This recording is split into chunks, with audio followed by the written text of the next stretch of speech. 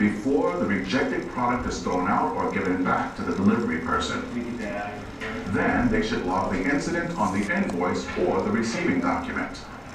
There are general criteria that you should follow when receiving food. Let's start with temperature. I gotta turn this back on for a second. Cold TCS food should be received at 41 degrees Fahrenheit, 5 Celsius or lower, unless otherwise specified. While hot TCS food should be 135 degrees Fahrenheit, 57 Celsius or higher. Make sure frozen food is frozen when you receive it.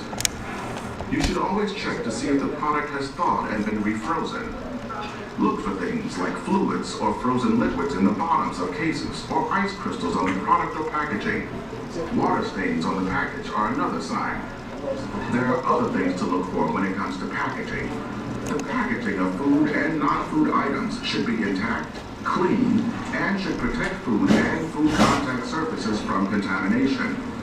You should reject items with tears, holes, or punctures in their packaging.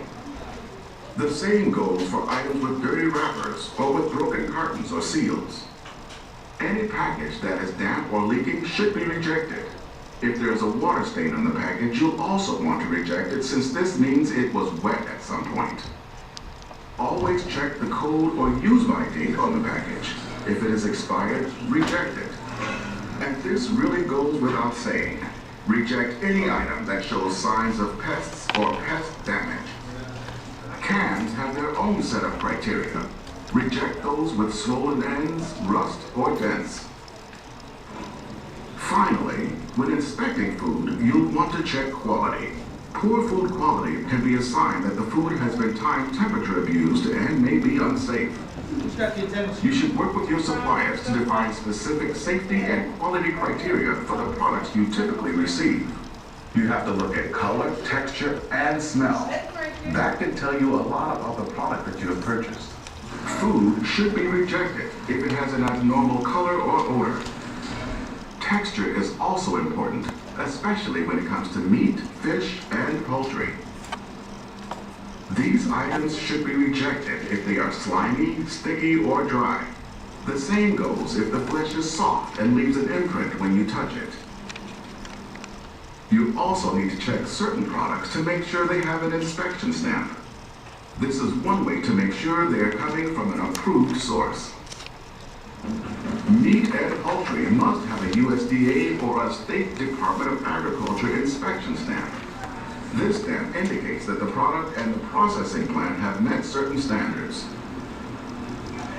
Egg products must have an inspection stamp, indicating that federal regulations have been enforced to maintain quality and reduce contamination.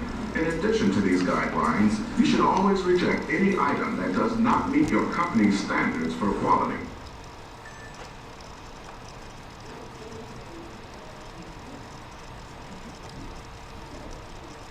Did you stop on me? Is that what you wanted to stop? No, I didn't.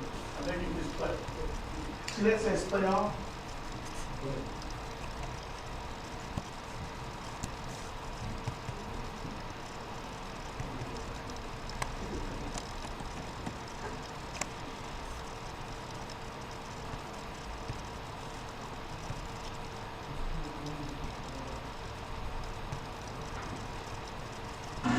When you purchase food products, you should always start by buying only from suppliers who get their products from approved sources. And that who get their products from approved. Now, when it comes to receiving the product you've purchased, you have to make sure your employees have it. There are general criteria that you should follow when receiving food. Let's start with temperature. Cold TCS food should be received at 41 degrees Fahrenheit, 5 Celsius or lower, unless otherwise specified. Did we go over this While hot already? TCS food should be 135 degrees Fahrenheit, 57 Celsius or higher. Make sure frozen food is That's at the beginning.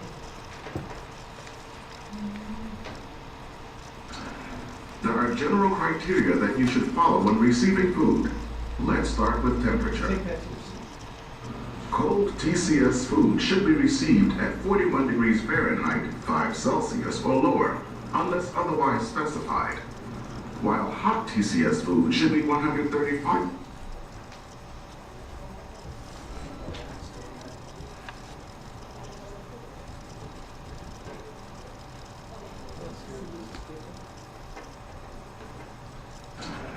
There are general criteria that you should follow when receiving food.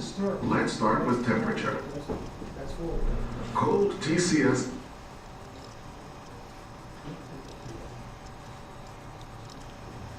This is one. So they're playoffs. This is this, the receiving and infections is consistent with stores, is that correct? There's another section. There are general criteria that you should follow when receiving food. Let's start with temperature. Cold TCS food should be received at 41 degrees Fahrenheit.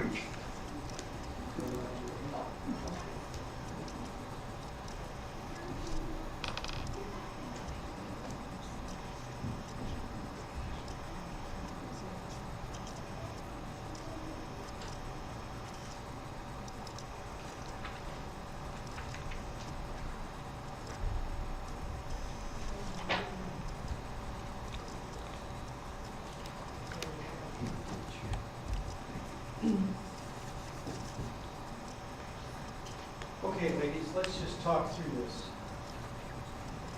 We're focused on chapter 8 and 9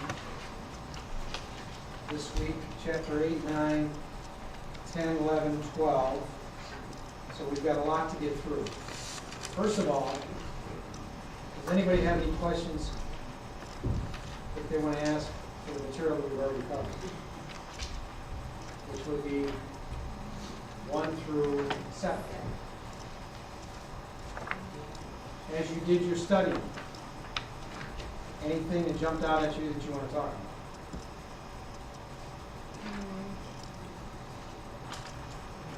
This class has changed my whole life. Hearing no, I assume that you're all okay with 1 I through had a 7. question, I'm trying to remember what it was. I did have a question. It's always good to write those down. Okay? I have a question. Like, I'm taking this class in hopes that I can help our school. But what else is, I'm really trying to be able to run food demonstrations and different things like that. Is there some place where I can get some practice in? Can I come practice here with this? Can I hear that you What is it that you Meals want to on practice? Wheels. I just want, when I notice, I just want to keep it current. Is there somewhere where you can donate time in a food service or to There hone probably is. skills? There Or probably is, but you're not going to practice these skills until you know them. okay, Okay, so you can't practice chapter 1 because they're all, 1 through 15 is an integrated base of skills. and no, I mean afterwards, after we take the class and pass it, is there a refresher course? In other words, No. She want hands-on. yeah, I want some She's talking about hands-on hands-on. experience. Like, I mean, like there's Meals on Wheels program. If you donate your time to Meals on Wheels, you do some of the things that are in here. Can you be placed somewhere where I can apply my knowledge? Is what I'm asking. Well, let me think on it. I don't have an answer for you. I want to stay in a class, ask for class. Are there any questions related to 1 through 7? Yes. On page 7-9. What? 7-9. Under UHT and Aseptically packed. Yes. Thank you. Okay? Okay, so I see the little coffee creamers over there. And that, like, what is the difference between the two? Okay, let me first tell you what UHT stands for. UHT, you would have read in the book, stands for ultra high temperature pasteurization. There are 2 ways to pasteurize product. One is regular pasteurization, which both processes send whatever's being pasteurized, usually a liquid, through a small tube that's heated by steam on the outside. A very precise temperature for a very precise period of time. The most common element that we know that's pasteurized in our life is milk.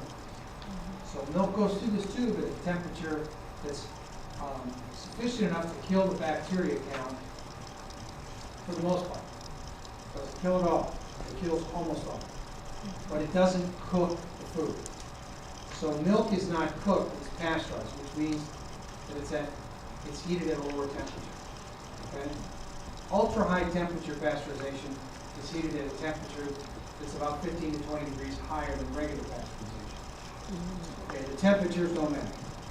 So I told them they're going to confuse you with all kinds of other temperatures that are in your head, so I'm not going to tell you. Regular pasteurization, think about milk. You buy milk in the grocery store, it has a sell-by date. The sell-by date on anything means that that's the date at which the retailer must take the product off the shelf. They can no longer sell milk past the sell-by date. Okay? Now most dairy products will have a sell-by date on there. If you're going to a Kroger store, you're going to see a sell-by date that is sometimes 5 to 10 days out. Okay? Does anybody know how long that milk will last in the refrigerator after you buy it? 5 days. 5 days from what date? From the date you bring it From home? the date it's sold by. Okay, 5 days past the sell-by date is a good rule of thumb. Usually milk is going to start to go bad 5 to 7 days after the sell-by date. There's no guarantee, because there's no guarantee that it'll be good. Depends on the temperature of your refrigerator. Depends on the temperature of the refrigerator, depends on how often you open the package, depends on whether your son or your husband or your significant other has drank from the carton. Okay? Put germs into the carton of the significant event. They do Right.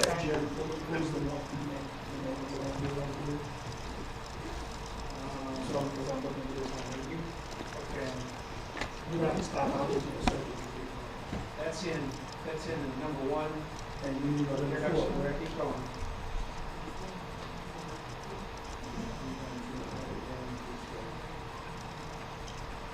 There should be a way to get the whole screen up on the main menu. in the main menu.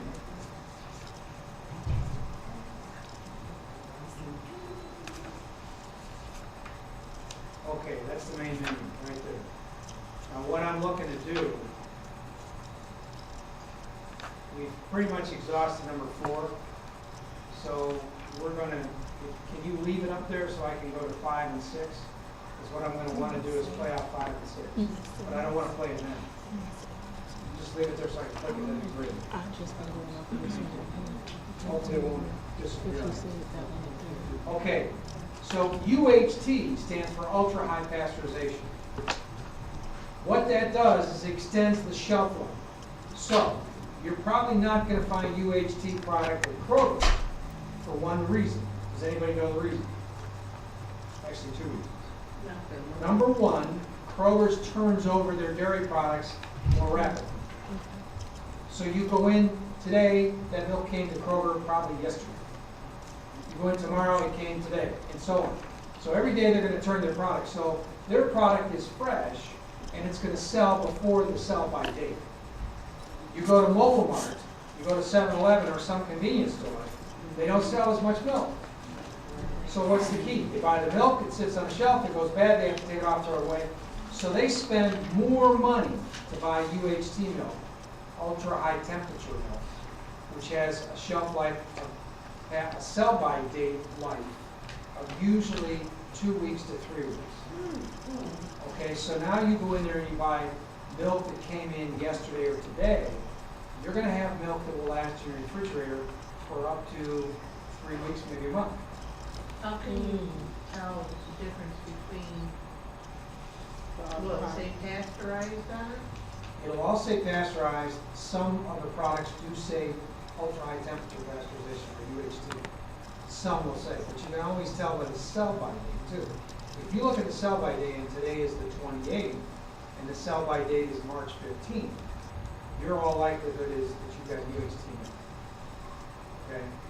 Doesn't taste any different. Isn't a different product. One's not better than the other. It's all has to do with shelf life. That's it. So when we see that date, just as a rule of thumb, is it still like computed like 5 days out from that sell date? Well, UHT is usually 2 weeks.